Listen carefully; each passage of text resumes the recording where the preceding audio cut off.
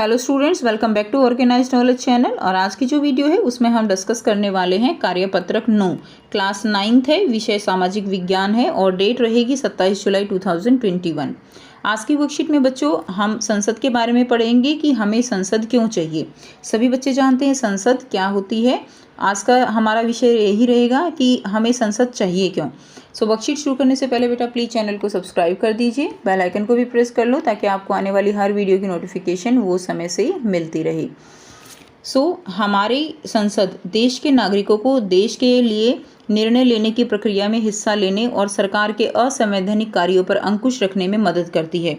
तो हमारी भी क्या है बच्चों, संसद है, जहाँ पर जनता के द्वारा चुने हुए प्रतिनिधि वो जो है वहाँ पर निर्णय लेते हैं और देश के नागरिकों के लिए देश के लिए निर्णय लेने की प्रक्रिया में हिस्सा लेने और सरकार जो है असंवैधानिक कार्य यानी संविधान के अनुसार अगर सरकार कार्य नहीं करती है तो संसद के जो सदस्य हैं वो सरकार पर अंकुश लगा सकते हैं, उसके जो निर्णय हैं उन पे रोक लगा सकते हैं। और इसी आधार पर संसद भारतीय लोकतंत्र का सबसे महत्वपूर्ण प्रतीक है। तो संसद जो है वो क्या है, भारतीय लोकतंत्र जो है उसका सबसे महत्वपूर्ण प्रतीक है। लोकतंत्र का एक बहुत ही अहम हिस्सा है संसद। तो ये आपको चित्र में संसद दिखाई गई है। नेक्स्ट देखिए, जनता के फैसलों का सम्मान होना चाहिए। भारत की आज़ादी से पहले अंग्रेज शासनकाल में लोग सरकार के बहुत सारे फैसलों की आलोचना भी नहीं कर पाते थे, क्योंकि बेटा उस समय अंग्रेज जो है वो हम पर राज कर रहे थे। तो जो सरकार के फैसले थे, जो भी अंग्रेज सरकार फैसले लेती थी, उसमें जो लोग थे वो सब सारे फैसलों का जो आलोचना है वो नहीं कर सकते थे। जो भी अंग्रेज सरकार को ठीक लगता वो थोप दिया जाता था। ऐसा करने में उन्हें बड़ी कठिनाई का सामना करना पड़ता था। लेकिन देश की आज़ादी के बाद लोग सरकार के फैसलों में चुनाव के माध्यम से अपनी बातें सरकार तक पहुंचा पाने में सफल होने लगे हैं। साथ ही अब इनकी ज़रूरतों और मांगों के प्रति संवेदनशील रहने लगी है। अब देखिए क्या हुआ, आज़ादी के बाद जो है हमारे देश में लोकतंत्र हो गया और यहाँ पे चुनाव प्रणाली शुरू हो गई और चुनाव के माध्यम से लोग जो है वो क्या करते थे, अपनी सरकार चुनते हैं।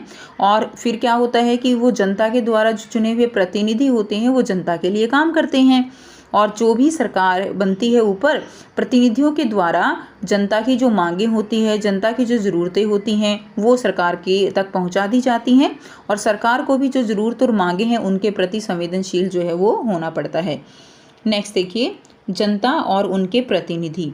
अब जनता यानी देश के नागरिक ही सबसे महत्वपूर्ण है, क्योंकि सरकार क्या है, जो गवर्नमेंट है वो जनता के द्वारा चुनी गए लोग हैं और जनता के लिए चुने गए लोग हैं, यानी जनता के लिए और जनता के द्वारा। देश के नागरिक सबसे महत्वपूर्ण हैं। नागरिक संसद के लिए अपने प्रतिनिधियों का क्या करते हैं, चुनाव करते हैं।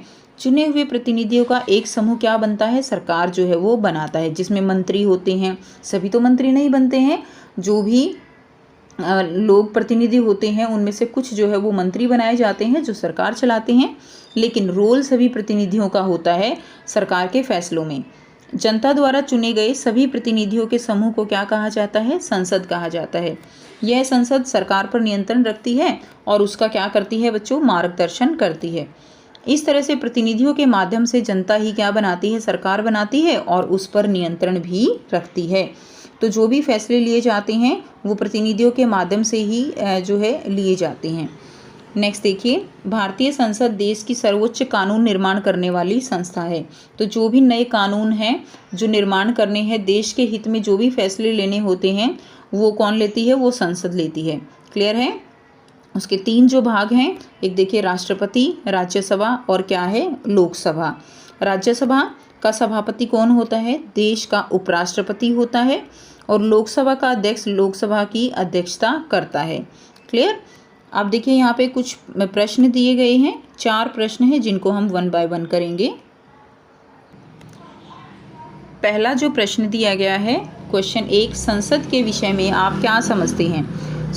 संसद जो है वो देश के नागरिकों को देश के लिए निर्णय लेने की प्रक्रिया में हिस्सा लेने और सरकार के कार्यों पर अंकुश रखने में मदद करती है। तो आपको बच्चा यही बताना है यहाँ पे संसद के बारे में जो जानते हो।